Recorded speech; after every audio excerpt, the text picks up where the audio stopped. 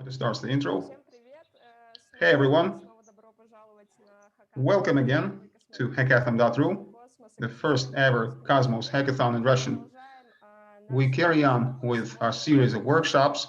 Today we have a super hardcore workshop from Andy on IBC, Andy with Informal Systems. He's gonna introduce himself in more details in a short while. Guys, please don't feel shy. Ask questions as we go. Use the any chat on YouTube, Telegram channels to ask questions. Feel free to do that whenever you feel like. So Telegram channels is where our Telegram channel is where hackers are. Some judges, some mentors also pop in. So feel free to interact. Feel free to communicate. Write your questions in there, and I will make sure I'll voice them at the end. So all the questions will be reserved until the end of the presentation. And your question might be irrelevant by the time Andy is through. So let me know if that is the case. Now, Andy, the floor is yours. How can you hear us? Hi guys. Welcome. Good morning, good evening, good afternoon, whatever you are in the world. So today we're going to have this workshop on IBC. We'll be particularly focusing on the Hermes Relayer. Hermes is a relayer developed by Informal Systems, and we're going to show, we're going to first talk a little bit about IBC, and then we're going to do a demo showing how to connect to chains, IBC enabled chains through Hermes Relayer. So my name is Andy Nogueira. I work for Informal Systems. I've been working with the Cosmos ecosystem for almost like 2 years. I was previously with the Interchain Foundation. I was the technical product manager there. I was helping with the grants program. By the end of 2019, a few people that was working for Interchain Foundation, we created Informal Systems. So a lot of researchers and some developers are now part of Informal Systems. And if you want to know, so now at Informal, I'm a developer advocate and software developer, working on IBC, Hermes, and helping the whole Cosmos ecosystem. So you might see me around at Discord channels. I'm also on Twitter, and also this is my GitHub. So if you want to follow, you can just look at those. So Informal Systems, so like I said, we're trying to tackle a few problems. We have teams developing, helping with Cosmos. We focus mostly on a programming language called Rust. So most of the software that we've been developing are based on Rust, including the Hermes Relayer. But we also have like a research area that we do a lot of formal verification, TLA, model-based testing. So it's quite an interesting area. If you want to check it out, you can go to informal.systems. We will, even from a research perspective, our researchers have been helping the Cosmos ecosystem, like formally verifying security, a bunch of those things. So just go to informal.systems if you want to learn a little bit more.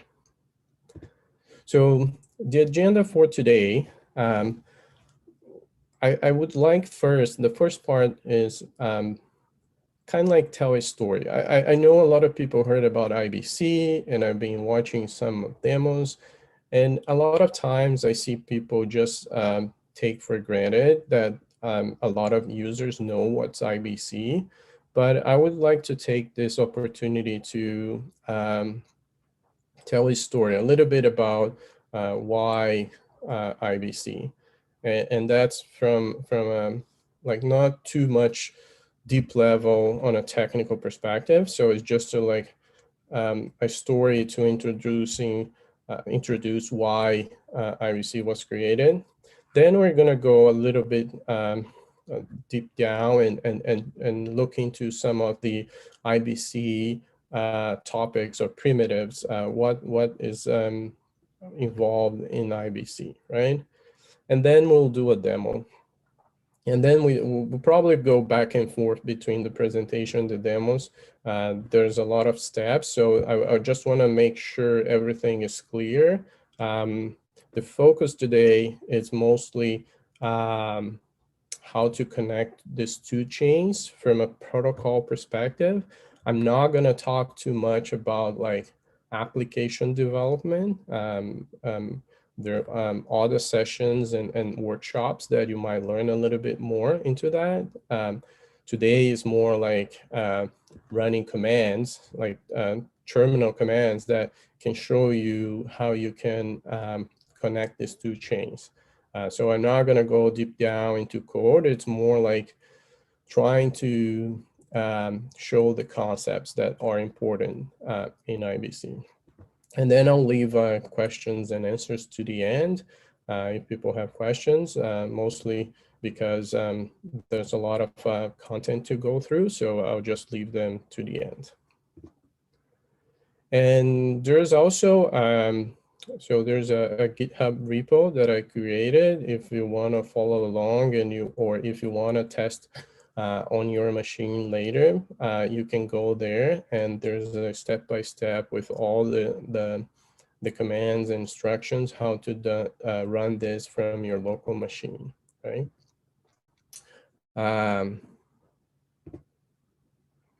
So let's start with the why of IBC and give some context in here, right? So imagine, like, as you know, like blockchains are basically what some people call distributed ledgers, right? So you have like chains, and today we have all sorts of different chains that are not Cosmos. Just today the blockchain space has so many different technologies and for distributed ledgers. But the most important thing and the most I think interesting case for Cosmos is how Cosmos was the thinking for Cosmos to be like a modular framework that would allow people to create sovereign blockchains, right? This is probably the most important aspect of Cosmos is the sovereignty, right? Anybody can take the framework, Cosmos SDK, and they can create their own blockchain the way they want it, right? It's very modular. You can pick and choose what you need, and then you can run those blockchains on your own without depending on anything else, right? It's different from other blockchains that you need to build on top of like a base blockchain. But in this case, Cosmos is quite interesting because it's independent, right? You don't have to pay rent to anyone to run your blockchain. As long as you know how to code, you just can have your own blockchain. So these blockchains, they also have what we call a consensus, right? So each different blockchain might have a different consensus mechanism. In the case of Cosmos SDK, we use the PBFT. It's based on Tendermint, but it's possible even to plug something else. So in this case, for Cosmos SDK, most people use the same thing, but in theory, it could be replaced by something else. And then basically a state machine. When we say distributed ledger, the blocks, there's some logic to transition from one state to another, right? So they also have independent state machines because they, in a way, there's some sort of an application that have the logic that might differ from like ledger A to ledger B, how these states transition from one to the other. So basically you have these two independent blockchains, right? So what is the problem? So basically, imagine you have this blockchain A, and then it has a token A, right? So most of the blockchains have some sort of a token. And imagine someone wants to transfer that token to the ledger B or the blockchain B. The problem is, in theory, that blockchain B doesn't understand what is a token A, right? Like it's not just getting the money and sending it there. So how can you do this, right? Maybe what you can do is try to create some sort of communication between those two blockchains. But again, because they have different consensus and state machines, they don't speak the same language, right? So it might be hard for them to understand each other. So we need something to make them communicate in a different way. So one possibility is, imagine you have a way to send messages between them, right? So you go and send a message from A to B. Once B receives that message, it opens the message and tries to decode the message. And then in that message, you might say, oh, I'm ledger A, blockchain A is trying to send you some tokens, right? So this is a message, and the message, the blockchain B would just kind of like acknowledge, right? It would send a message back saying, yeah, I got a request from you to transfer me some tokens. So the ledger A, what it will do, it will kind of like burn some tokens. So let's say we want to transfer like 1,000 tokens, the application in blockchain A will just burn those tokens. And then we'll send a message back to ledger B and say, hey, you know what? I just burned some tokens here. Everything is good on my side. And then ledger B will check that message. It needs to verify in a way with proofs that those tokens was actually burned, right? Once it knows that, it can prove that in some way, it will create some sort of a voucher. Say, this voucher is equivalent to 1,000 tokens from blockchain A. And then with that voucher, what you can do, you can put that voucher in its own bank, let's say, or its own vault. And that kind of like the value in blockchain B will kind of like increase, right? So, but what in reality, what happens is you don't send like kind of like messages. There's remember about the communication part, right? There's no way for them to talk directly one to the other. So in reality, they need some type of like a courier or a transportation or someone to deliver. It's not only just message, but in the end, it's more like packages, right? Because within that message, you have to have more things. So you kind of like need a package, not just like a message. So what you can do is you put the package in a truck, let's say, and then you transfer that to ledger B, right? So what would be kind of like an analogy or equivalent on that delivery or let's say relay process, right? In reality, what happens is in between the thing that connects them in the end is what we call the relayer, right? So the relayer in this case, like the Hermes Relayer, the relayer has what we call light clients, right? These light clients can do verification and can have access to the stores from each ledger. And the relayer is the process. It's kind of like a process that can orchestrate all this communication and this transfer and this messages and things like that, right?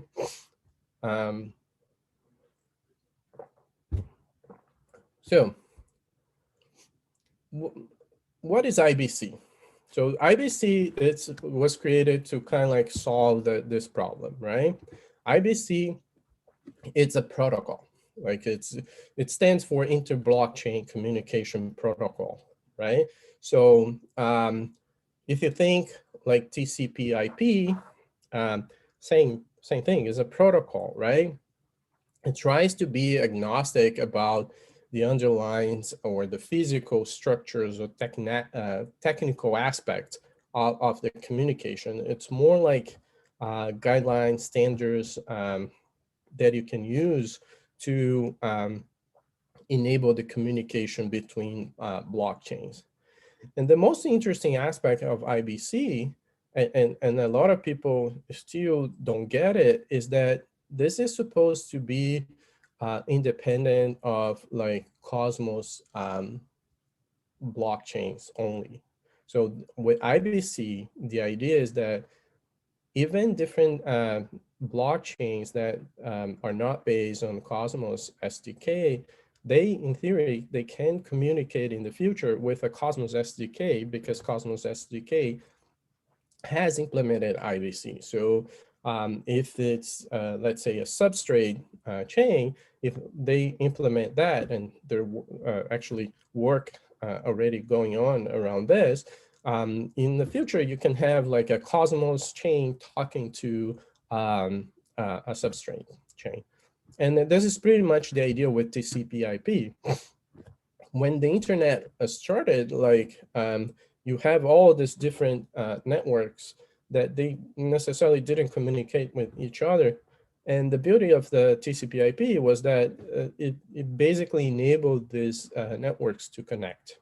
And after that, it was just history, right? Like the internet just exploded. So the idea with IBC is that once these chains start to connect, something quite big might happen. Same idea.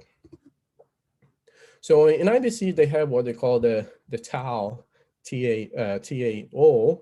So basically, the idea with IBC, there's standards for transport, T for transport, A for authentication, and O for ordering, like how these things are delivered. So kind of like the TCP/IP has its layers, IBC also has standards for some of these different layers, right? And also, so if you see, there's a bunch of standards that compromises IBC. If you go to this link below, Cosmos is like, we call ICS for interchange standards, right?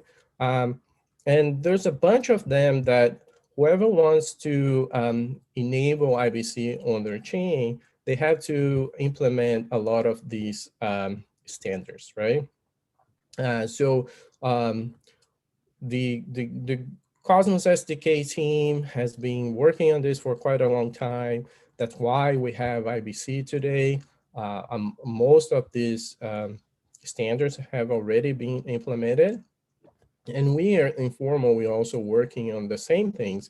And we've been implementing a lot of these for, but based on Rust language, right? Cosmos SDK team does for Golang, and we do for Rust. But there are even other possibilities, like I said, that some other chains might be, like it could be a substrate or something like a different client, for example. In this particular session today, the ones in blue, highlighting blue, are most of the things that kind of like in a way will be involved with the demo, right? So we're gonna go through some clients, connections, channels, and then relay packets, and then involves indirectly some of them like Tendermint client, it's the light client, and the relayer, and some other things. So we'll give you a good idea in a way, like the IBC spec is quite big. If you go to the site and download the PDF, it's going to be hundreds of pages. The idea today is that I want to digest some of these concepts that make it more easier to understand. And then another standard, like, so IBC is kind of like divided in the TAL, which deals with the semantics, but you also have the kind of like the application layer. So from an application perspective, there are still things the applications need to do in order to support what you do with those packages. For example, once you got in a message from another blockchain. So there's a lot of related to kind of like packet encoding, how to process those packets. It's more like an application layer from an application layer perspective. And for that, that's kind of like two kind of like standards right now. And the most important one is what we call the ICS 20, which is the fungible token transfer. So how to transfer fungible tokens between these blockchains. And this is what we're gonna show at the demo today. So the first concept that we need to understand are clients, right? In a way, if you want to connect them, you need some sort of a client.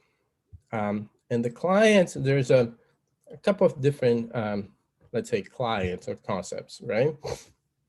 So imagine you have here chain B, chain A, and chain B, and a relayer in between.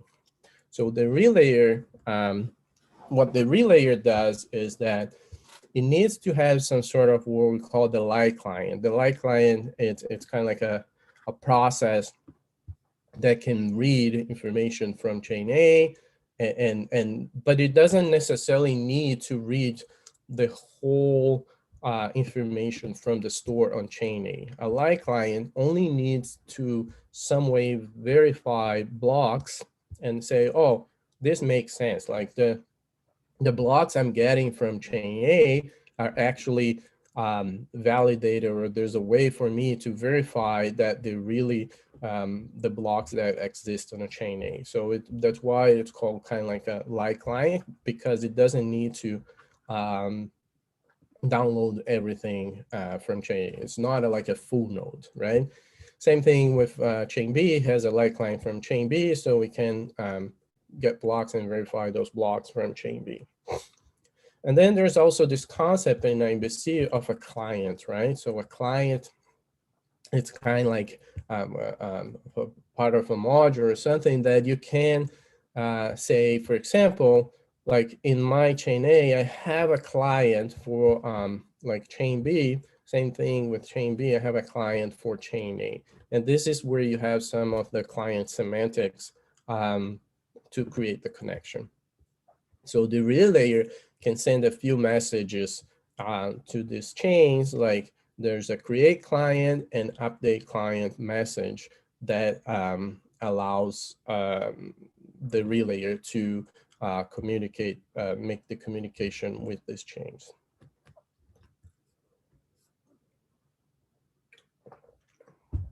So before we go into connections, I want to I think the best way to actually understand these concepts, I'm going to switch back and forth between the presentation and some of the demo. So as I said, I have here the Hermes IBC workshop. If you want to follow along and follow later, you can go and follow these steps, right? So the first thing we need to do is to set up an environment. And for the demo, what we're going to do is we're going to have two chains, and chain A and chain B.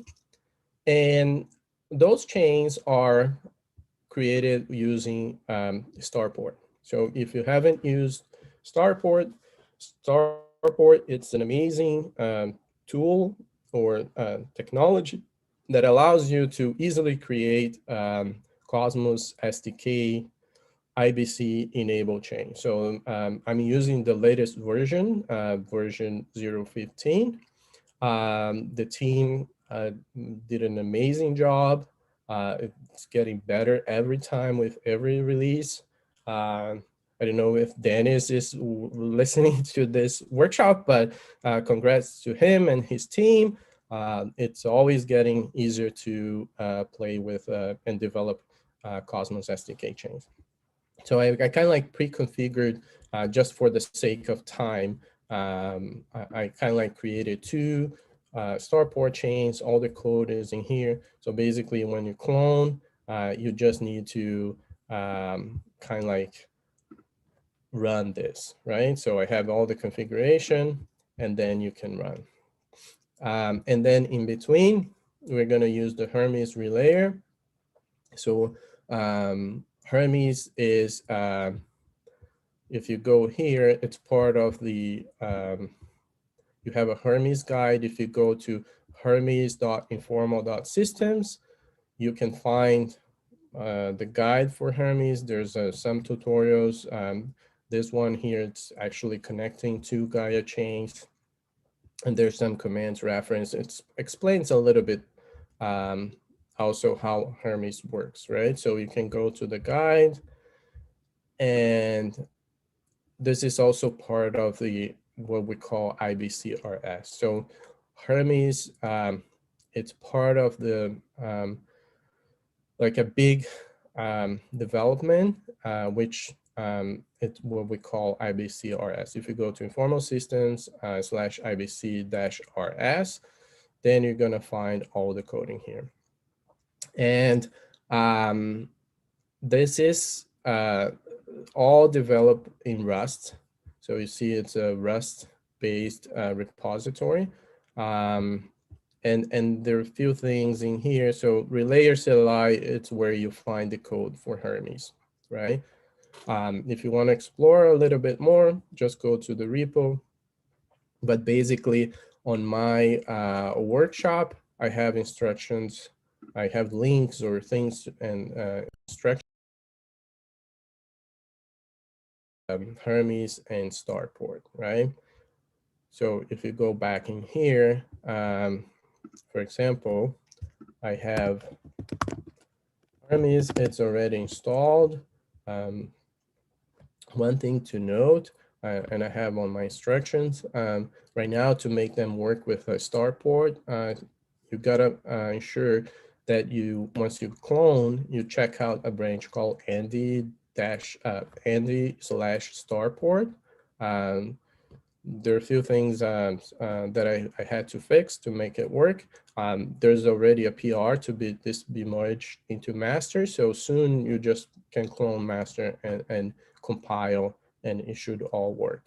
But just for the sake of the workshop, I'm just to let you know, if you want to follow along, just please make sure you check out the Andy/Starport branch. So this is Hermes. We're gonna come back to him later. And here, if you run Starport, I already have Starport installed. And if you do Starport version, you see I'm using the latest version 0.15, right? So for the most of the setup, I have everything configured, right? So I'm gonna go and go to the next step, which is to start the chains. So once I cloned the IBC, the Hermes IBC workshop repo, I can go and open a terminal windows. So here, I go and open and go inside a folder, which is chains, chain A, which basically has the commands for chain A. And same thing, I have one here for chain B. So it's easier if you open multiple terminals because you can run them independently. So one thing that you can do first command, you can do a Starport build. And basically the Starport build, I'm gonna do it here for chain A.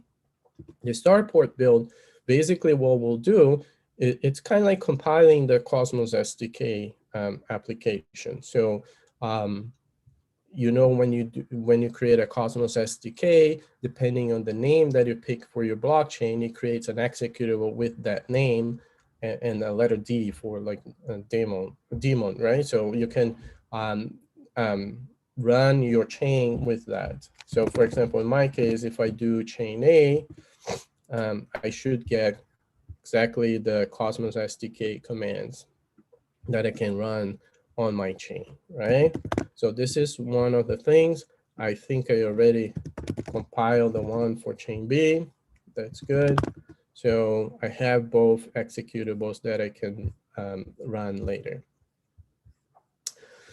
So the next step is to actually run your chain. And Starport is quite nice because you can bootstrap all these commands. You can run them through Starport, right? This is quite nice. So one of the things that you can do is, for example, is just come back here and do a Starport.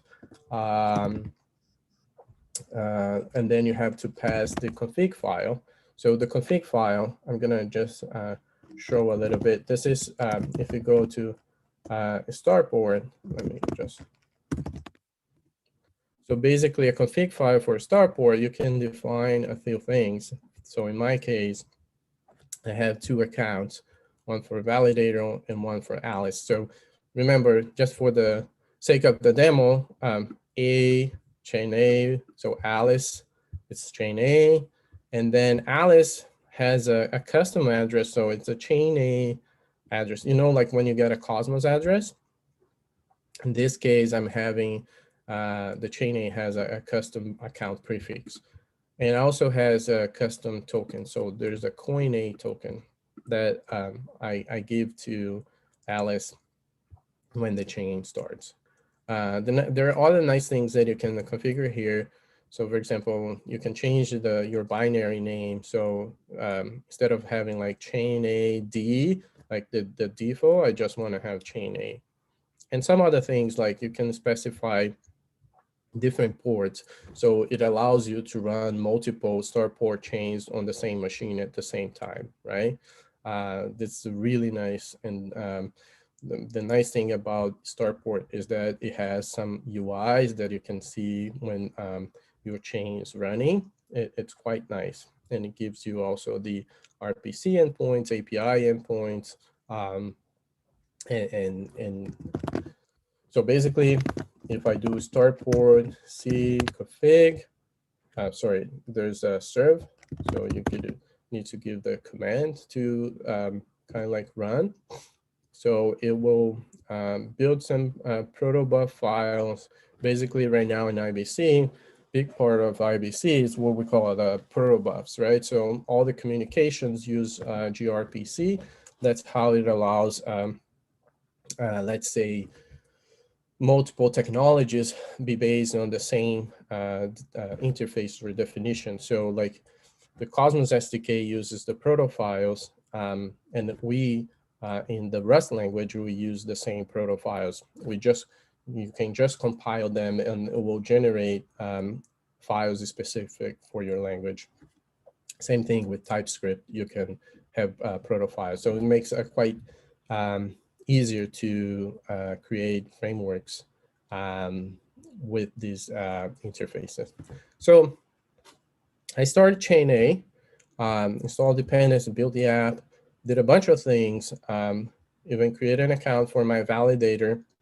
And it gives me what it calls the mnemonic, which is basically that 24 words that it's kind of like your private key, right? You can restore your private key using this mnemonics.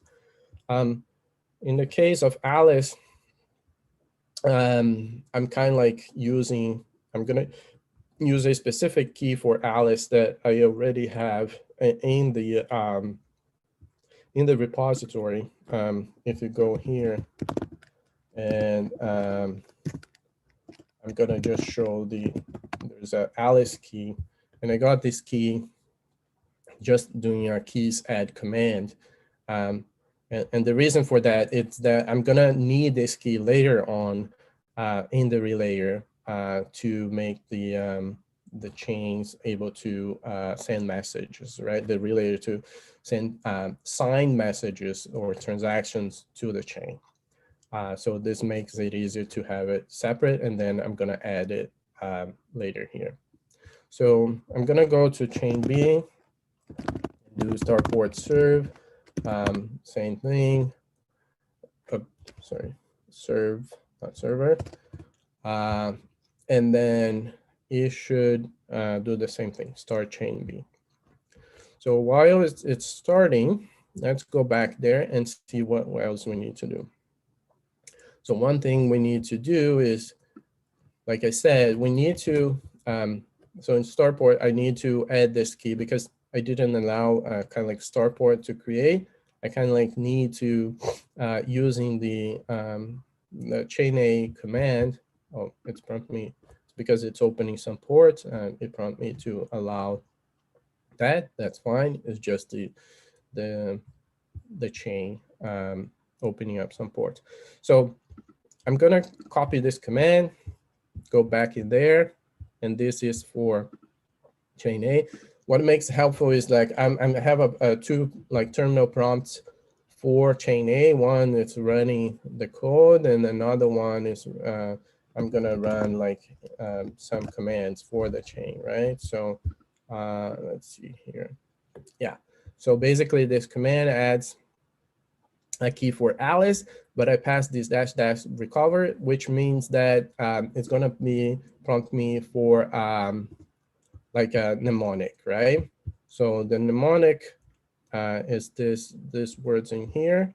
I will just copy and paste in here, and that should add Alice. If I want to see, I can even come here and say keys, for example, list.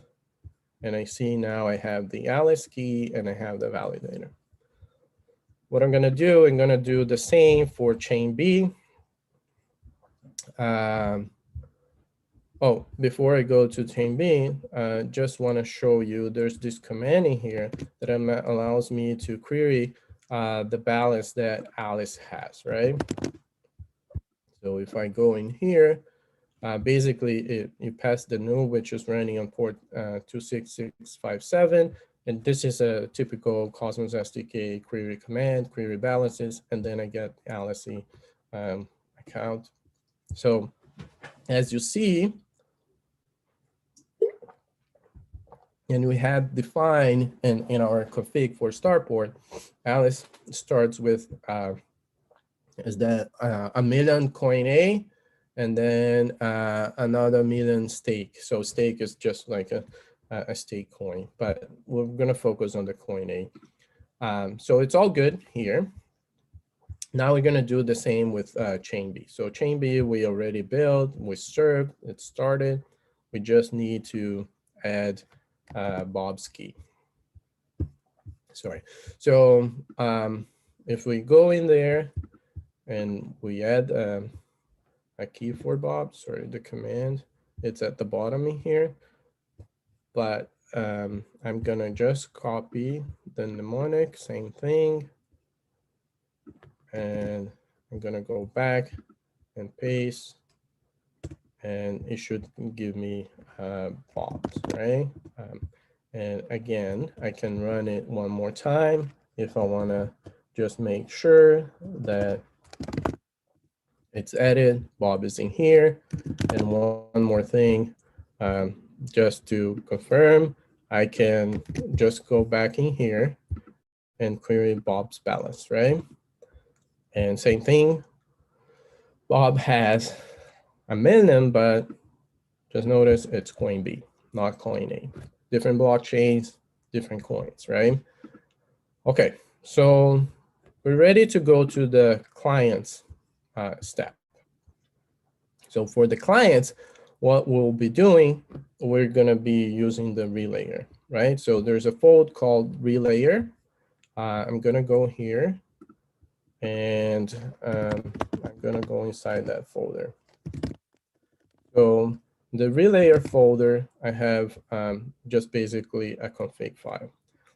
And this config file, it's what Hermes uses as a configuration to connect those two chains. So this is already predefined for you to make these two chains work. But basically, what you do is you specify the chain ID and some endpoints for the RPC, gRPC. And this is all the information that you have in the Starport config files, right? They should match for each chain. The account prefix, the key name is just basically how Hermes, we're gonna import the key, the Alice key into Hermes. Remember, we need to sign transactions to send, like the relayer needs a way to sign transactions to send to each chain. So we need, for each chain, we need a key in the relayer so they can send the messages, right? And this keys, they need to have at least some sort of a balance on each chain. So basically, imagine it's kind of like the relay has two wallets that you can send message or transactions to each chain. But in order for those to be processed, you need at least some balance that on each specific chain. And there's some other parameters here that we don't need to care too much about it for now. And then you have chain B.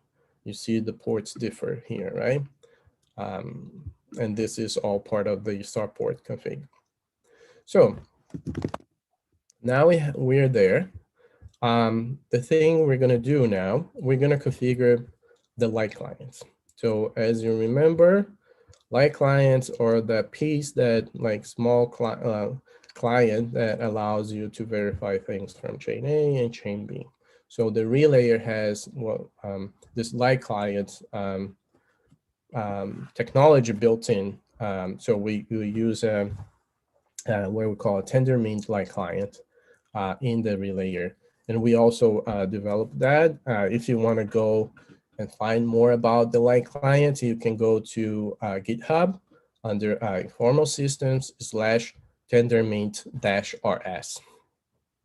So in Rust, we had this -RS kind of like naming convention. So every time you see -RS, means like Rust, a Rust project. So if you go to the Tendermint-RS, you're gonna see the logic for the light client. And in Rust, we have like Rust packages and modules, they're called crates, right? If you're not familiar too much with Rust development, basically it's kind of like an NPM that you have in Node.js, for example, or Go modules, right? But in Rust, we call crates. So Tendermint RS has some crates that we kind of like use in our IBC-RS. So good. So we have the logic now that we want is to configure the light client. So Hermes, first thing we're gonna do, just for the sake of the workshop, Hermes, you always have to pass the config file, the one that I've just shown you, and then the command. So in this case, it's a light command, which is for the light client. I'm gonna remove any configuration of client kinds that I might have. In this case, I don't have anything, but I'm gonna run this command anyways. And that's gonna be for chain A. I'm gonna remove everything, and then just say yes. So it just gave me an error basically because I don't have anything configured. So that's all good. But I'm gonna do, so I'm probably gonna, just for the sake of the workshop, I'm gonna do the same. I should get an error, but it's, even though it's an error, it's all good. So what I'm gonna do, I have to manually create a folder for the light client. So the light client needs like a folder in a location that can store a few things. So basically, for now, I have to create this folders manually. We're changing the process. In the future, you shouldn't have to do this step, but for now, it's okay. So now what we're gonna do, we're gonna add what we call the primary. So primary, it's basically the idea of a light client. It's basically, you need like a node, right? A full node that where the light client can get information from. So I'm gonna have a primary. So basically I'm doing the light command add to add a light client configuration. And then this is gonna be for chain A, right? That's the port for chain A. And then this -s, it's kind of like the store. So this is where the light client is gonna have its own storage. This is basically the path that I created in here. And there's some other parameters like -p for primary, and then yes, and then force.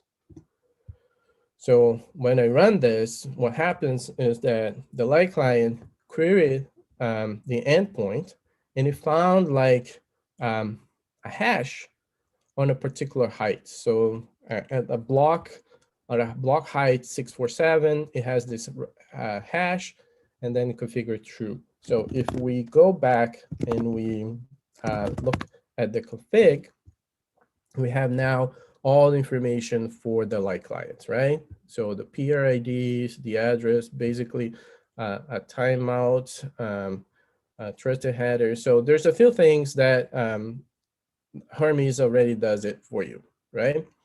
So we're gonna go back in here, and we're gonna also add a primary. We need a light client for chain B, right? We did for chain A, and then we need for chain B. So for chain B now, I have this, and I have it configured. And if you look later at the config file, it should be in there.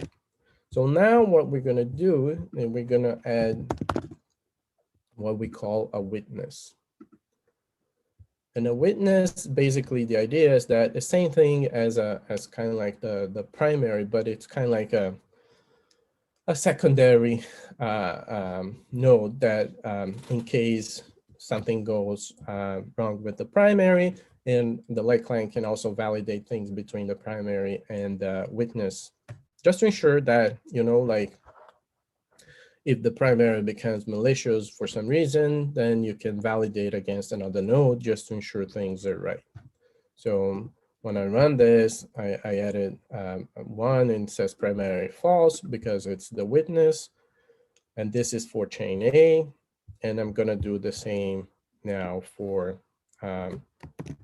chain B, right? So if I run the command, now I have the light client for chain B. And if you look at the config file now, you should have all this information, and it has like multiple light clients for different things. So I have one in here and another one in here for chain A. This is all under chain A. So it's all good. I have a primary and a witness for each. So what's the next step? So the next step, like we said, I need a way to sign the message to send to each chain from the relayer's perspective, right? So I have a command here that basically Hermes keys add in what chain. It's going to be chain A, and the key is actually in the chain's directory. So I have so remember chain A, Alice, so A and A. So basically I added the key for Alice on chain A. So it's all good. And I'm gonna do the same for Bob. Bob, I'm gonna get Bob's key. Okay, and add to chain B. That's all good for now. And basically, if I want to list these keys, I can go back in here and I can see this is just saying that keys list, those keys are actually added in there. And I should have the same for chain B. So all good. I got the light clients. I got the keys. So basically, this is kind of like the setup, right? This is all good. Not necessarily too much kind of like IBC related so far, but now we're going to go into the realm of IBC. So if we go back in here, I remember we had like this kind of like commands or messages that we can send to the chain. So you have kind of like a create client, update client. So what we're going to do now, we're going to create this clients on the chain. We already did this. We have the light clients configured and we have the keys in here. But now we're going to do the client and client. And how can we do that? So there's this command, Hermes, that I'm going to show you. And again, in this workshop, I want to show the step-by-step, right? I want to digest the whole thing so you guys understand what's going on behind the scenes. For those who already play with like maybe the Golang Relayer or even Hermes, in the future, there are a lot of things that I'm going to show you here that you might not necessarily need to do it by hand. There might be commands or functionality that you, with one command, will do all this for you behind the scenes. But my goal today is actually to show you the step-by-step, so you have a good grasp on how things works behind the scenes, and it might help you solve some problems when things are not working. For example, with those commands that does everything, at least you might have a better understanding how to figure out what's not working, right? So going back here, Hermes has this actions we call the TX raw. So TX raw, basically we're sending transactions to a chain, and the transaction or the message we want to send is a create client. And what we want to do is create a client. Here we had the source and destination chains where we want to create that client. So once I run here, there might be some, this is probably not going to show, I just have a copy that might show some tracing information. The most important thing you need to look is this part in here, which is the results, right?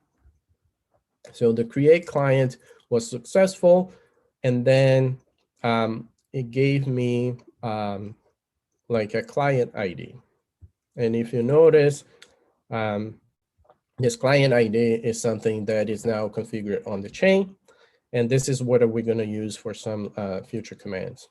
And then it gives you additional information about consensus height and height. This is all part of IBC, but basically saying, okay, where this it was executed, and you can have more information in here.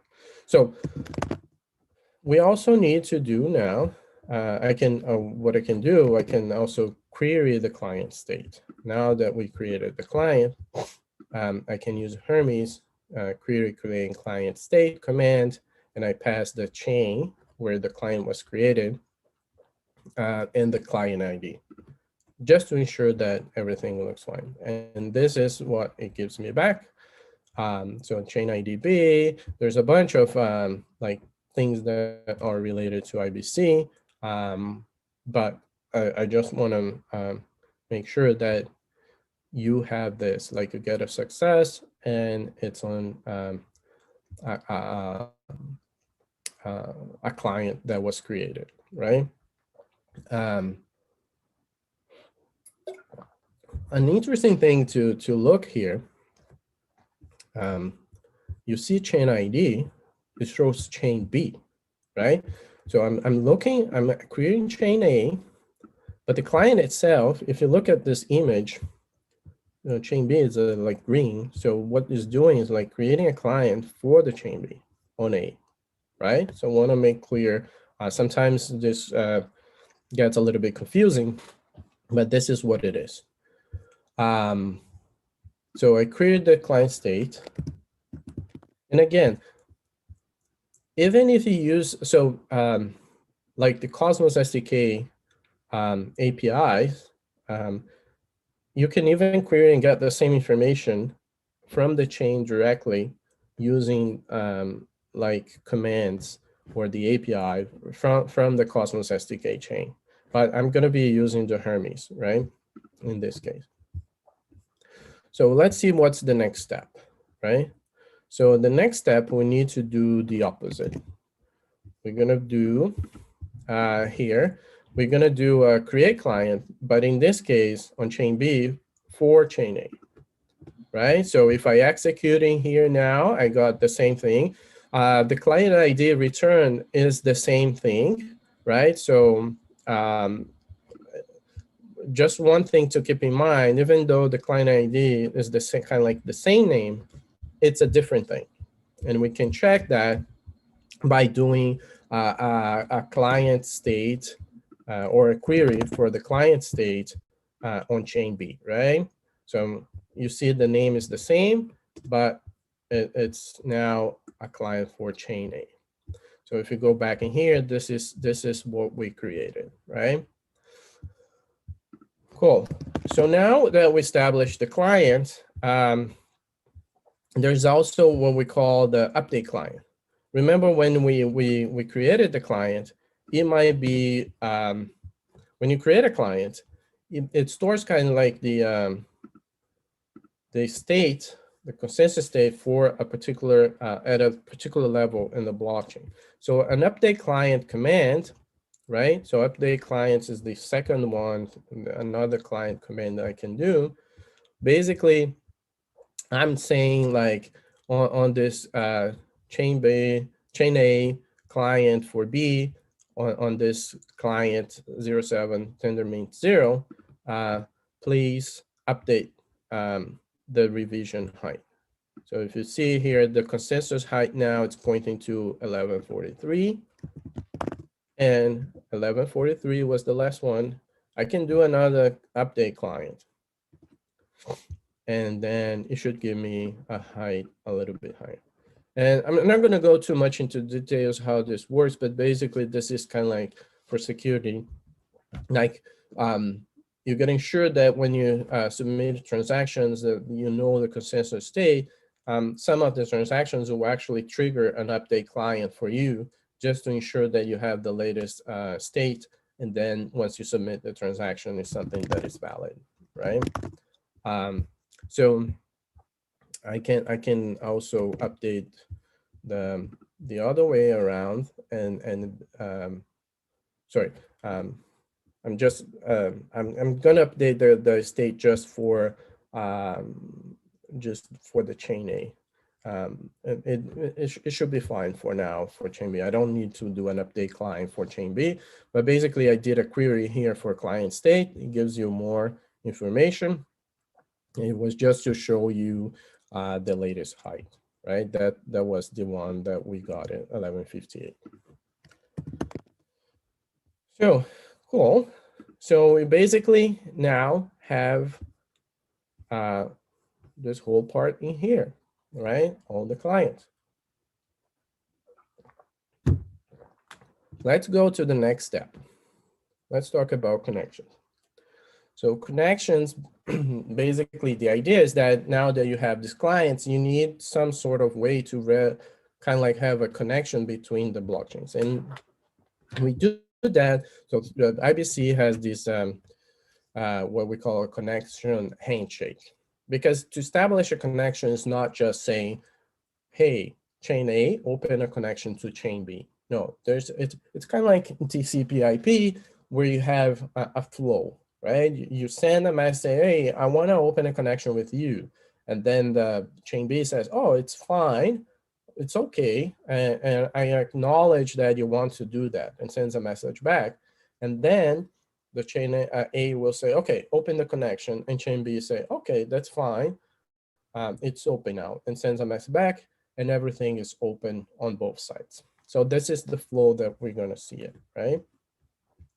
So the next step is get this connection open on both sides. And for connections, like I said, the handshake has some steps. That's the flow. You have a connection open init, and then a connection open try, a connection open acknowledge, and a connection open confirm.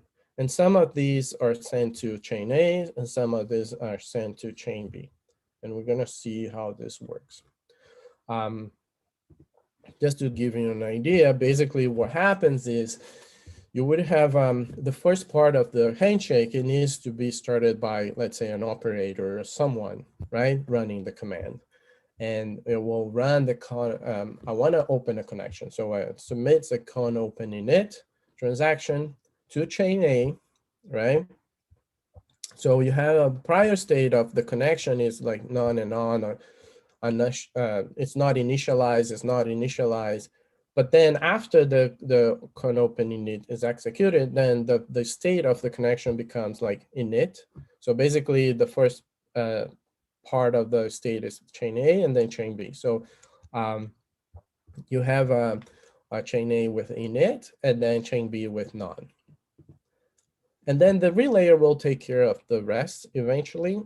So the relayer in a, let's say a connection handshake command, you would take it over and start. So basically the operator would just do like a connection handshake, open this connection between A and B.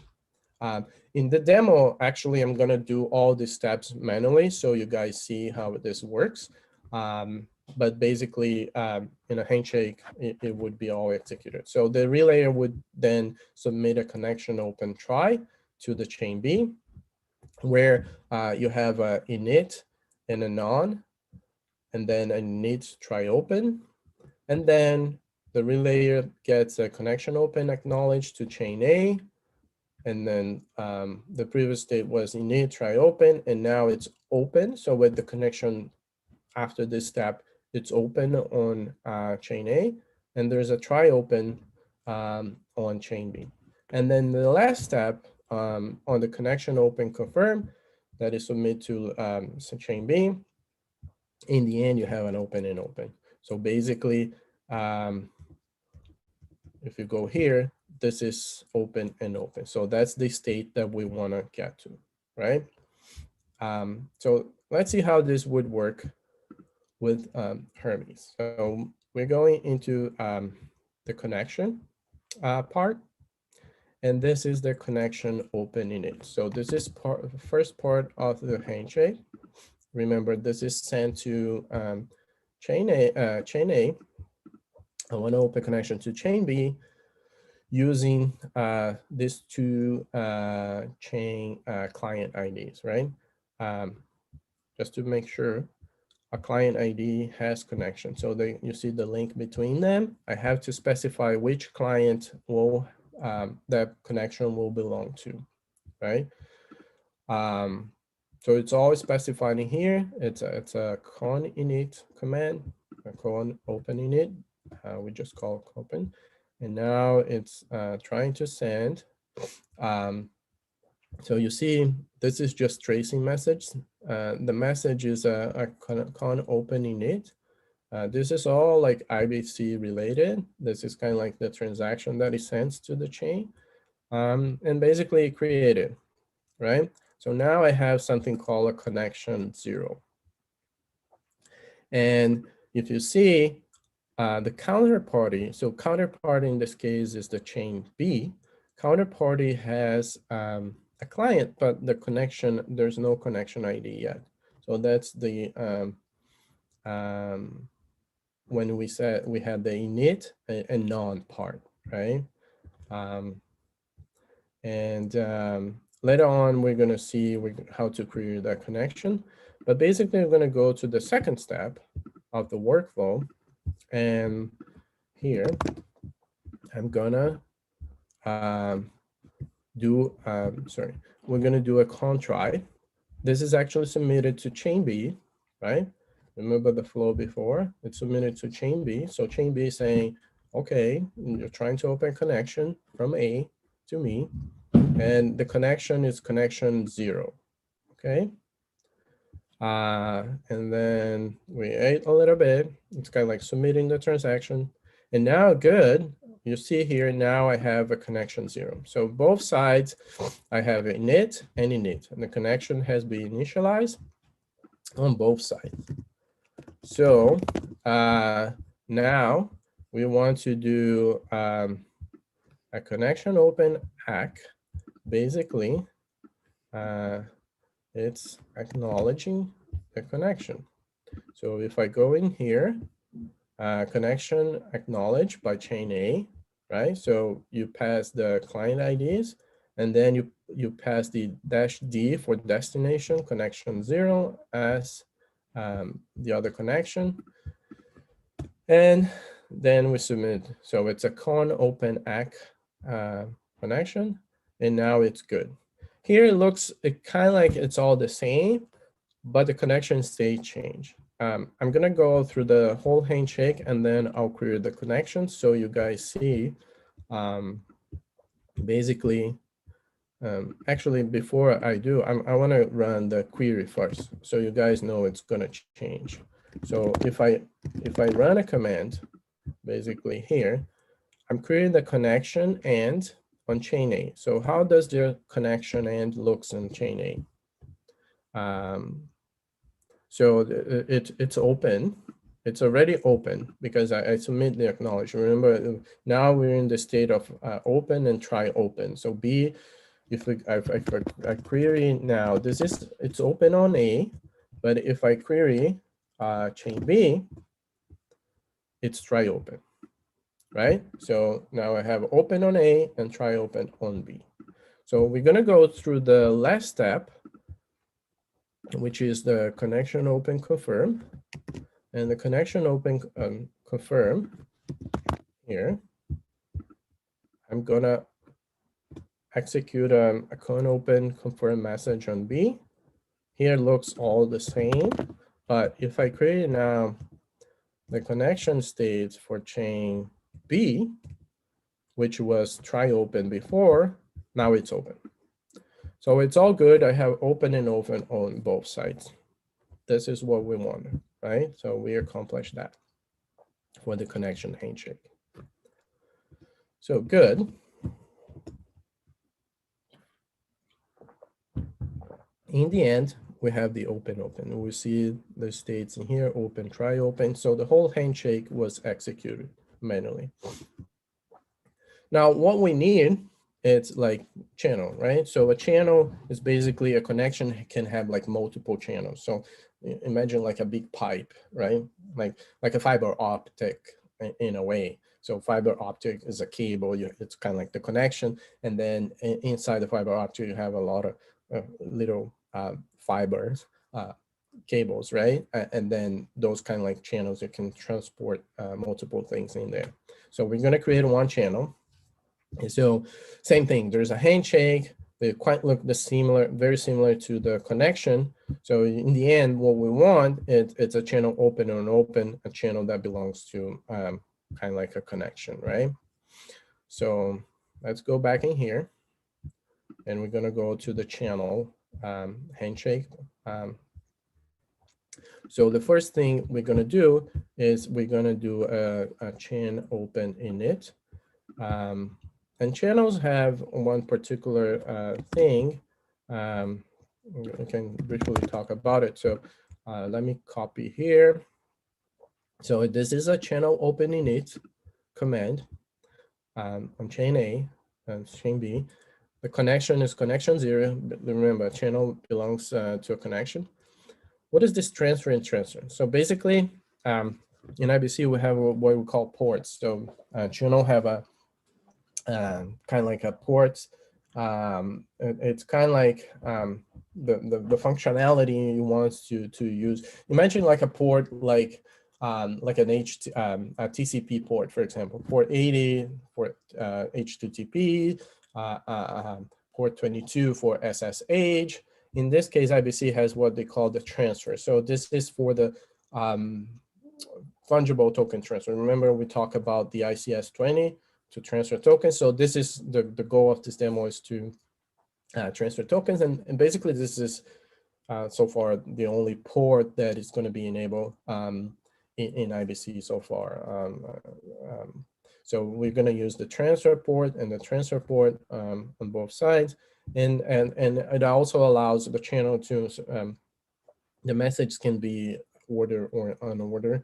Remember, we talked about the tile, and the tile, the O was for ordering, right? So in this case, by default, it's unordered, but I'm just specifying here.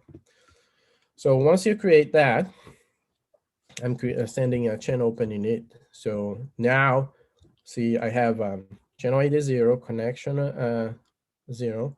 The counterpart ID, I don't have any channels in the counterparty yet. So the channel is only on my chain, but counterparty doesn't have anything, and the port is the transfer, right? And the port ID transferring in here. So what we're gonna do now, it's the second step, which is open try. And if we execute in here, open try, channel open try message. Now, the chain B has a channel 0 also as well, right, on the transfer port. So it's all good. It's just a state, probably they're not initialized or not open, let's say. So now we're gonna submit a command, the chain open ACK to chain A, and that should open the channel. You can't see in here, the results doesn't show you, but if I do a create channel on A, just to see that the channel was open. So yeah, the state is open. You see how it says version ICS 20. So ICS 20 is for the fungible token transfer. So the transfer, it's unordered like we specified, and this the channel 0, and it belongs to the connection 0. So it's all good on A, and we need one more step, which is the channel open confirm, that we gonna open the channel on B. So we'll send the transaction, channel open confirm.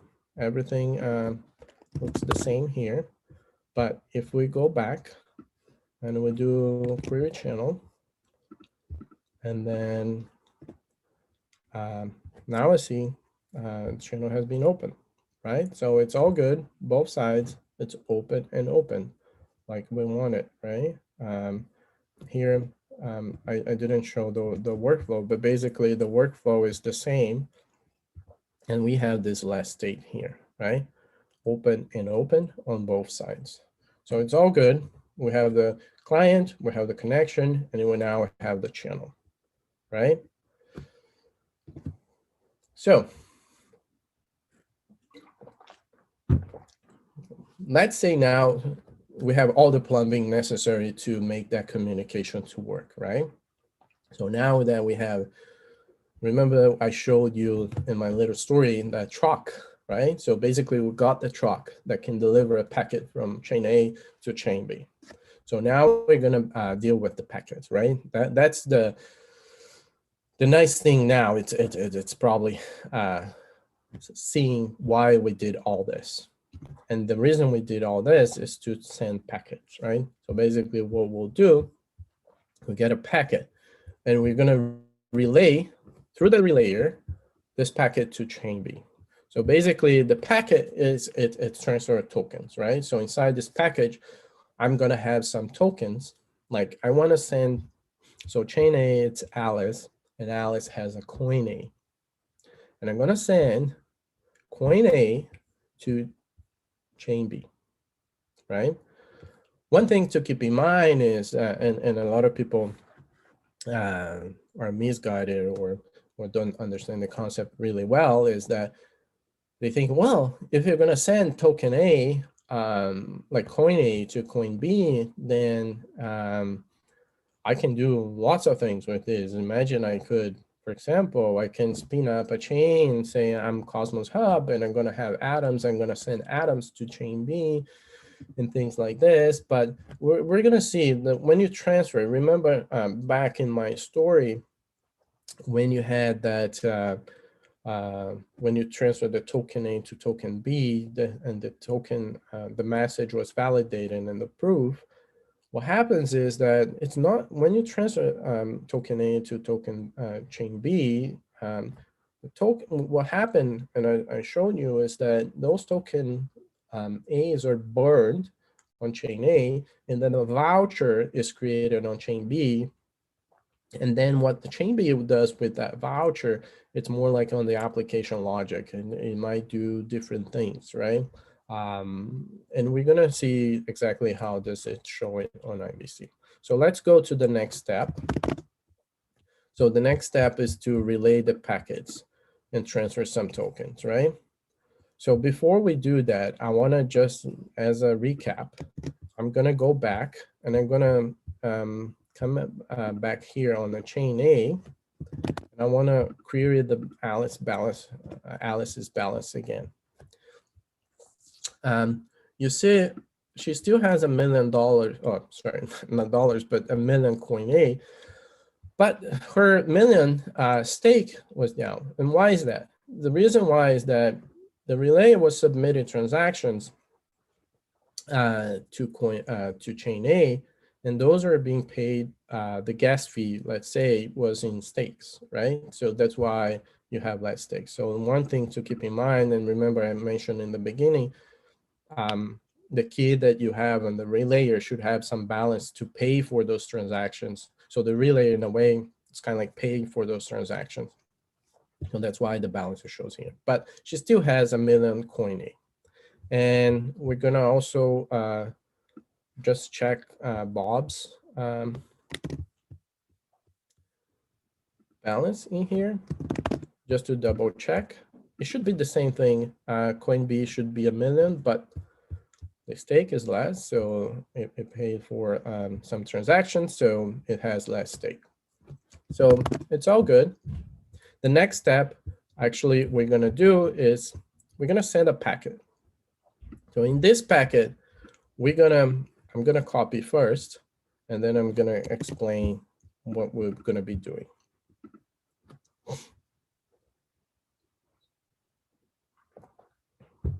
So now I'm gonna submit what we call a FT transfer. FT is for fungible token transfer, it's the ICS 20. So basically I'm gonna transfer tokens from chain A to chain B on the transfer port, channel 0.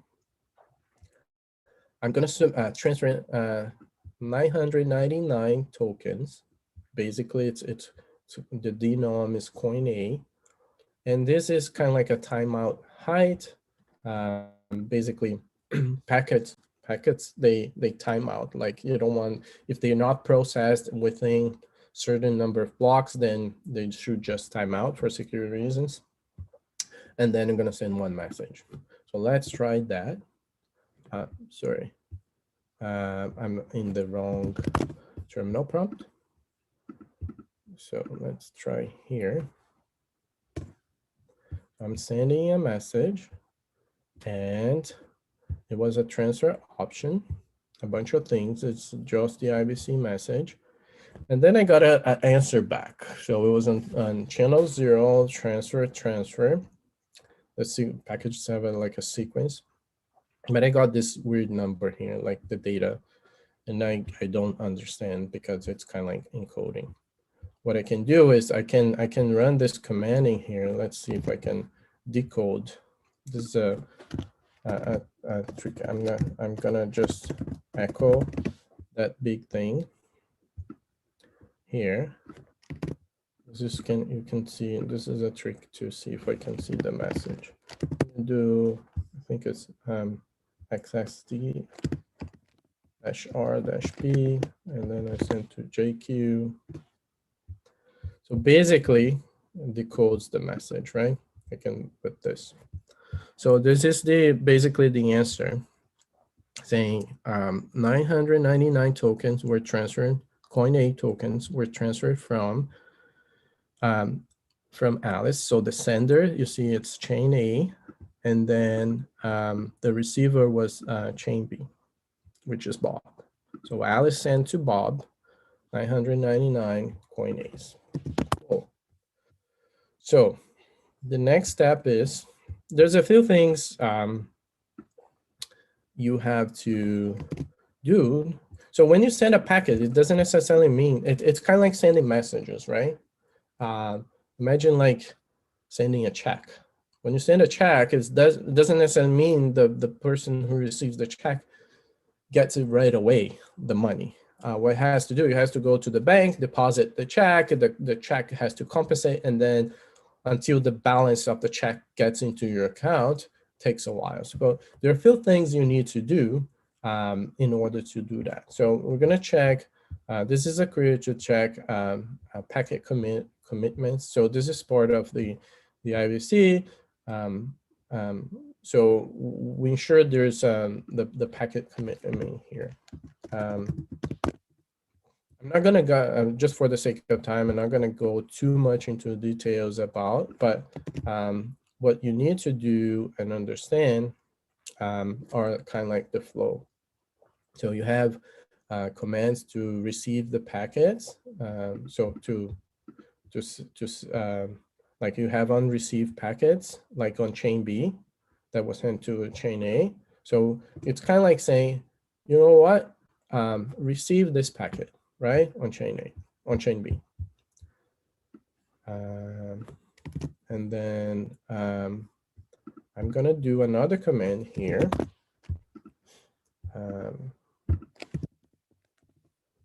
And this command now, it's gonna receive the packet on chain B.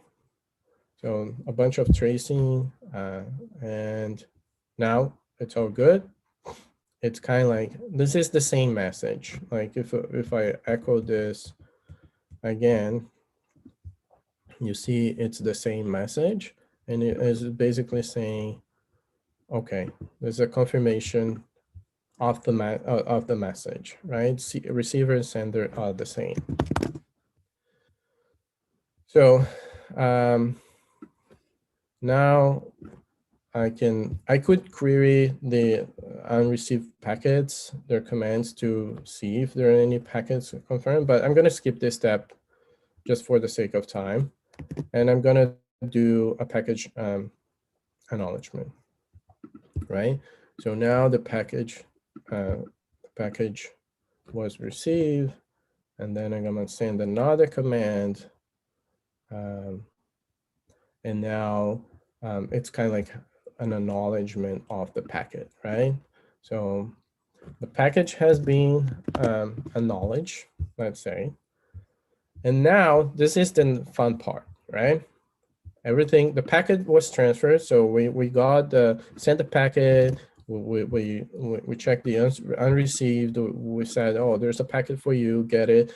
And then there's acknowledgement. So actually I need to run this from chain A. So I'm gonna do again,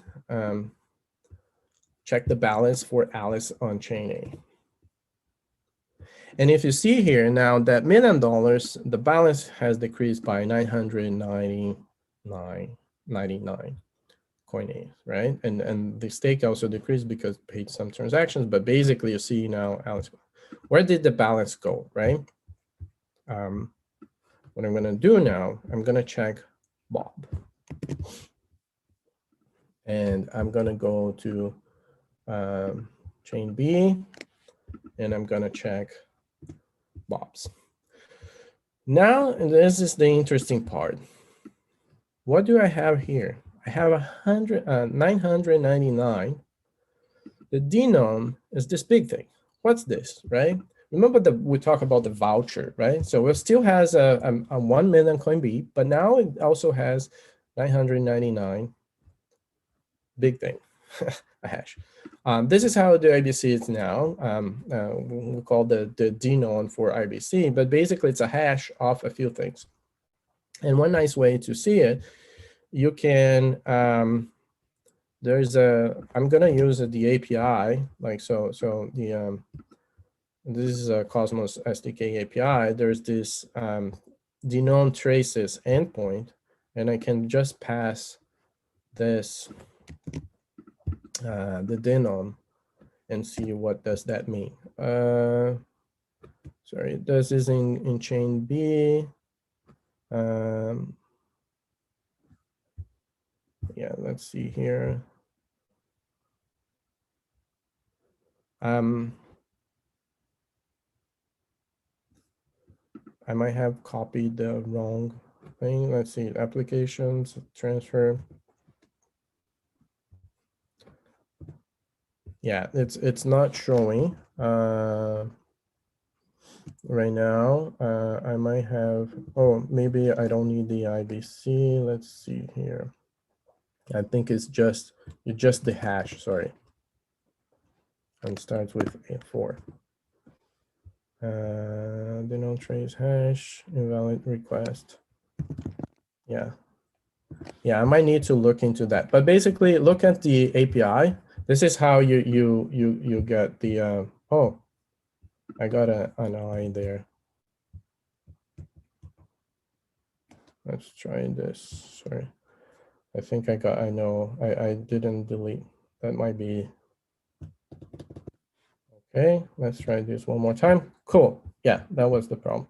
So basically, this hash means this, right? There's in the transfer port, channel 0, I have some coordinates.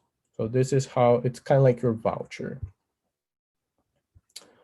So what we're going to do now, we actually going to try to send the tokens back to from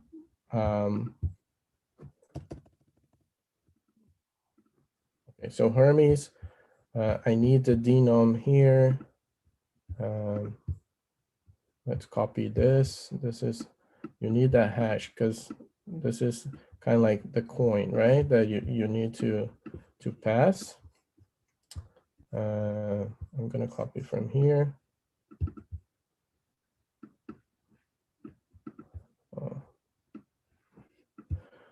Yeah, it's much easier when you have a mouse. But basically, I'm going to copy this. I'm going to go here, paste, and I'm going to do a JQ. And then, yeah, so this packet, basically, if I query, it's going to be the same data, like the message saying it was sent. So basically, channel 0, I received the packet, and I'm going to acknowledge the package. Same thing I did, is just the whole workflow, and the package is acknowledged. And then, as the last step, we're just concluding here. I want to show you now the balance for Alice. She got the $1 million back. So Bob transferred back, said, okay, thank you.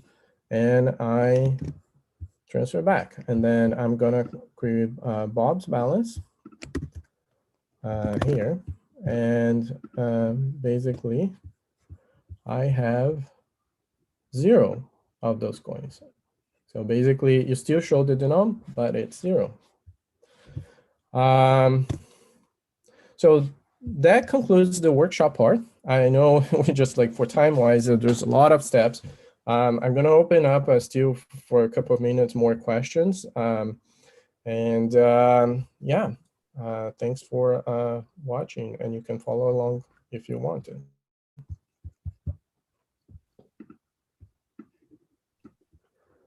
I don't know if there are any questions.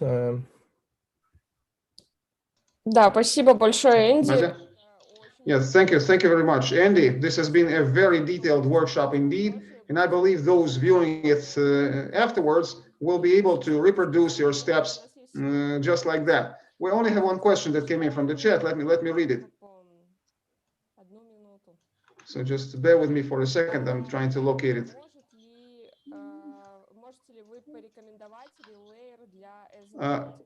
Can you recommend a relayer for Ethermint, a ready one for Ethermint testnet, a ready-to-use relayer?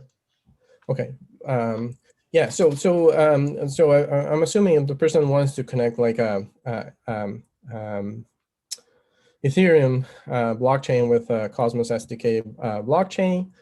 So in the case of the relayer, so one thing to keep in mind is like I demoed like 2 Cosmos SDK chain. One thing important when connecting blockchains is what we call the finality, right? So in Cosmos SDK blockchains, you have fast finality, right? So instant finality, which is like it's not probabilistic like in Ethereum. So in order to make this work with 2 chains, in this case, you need the same finality.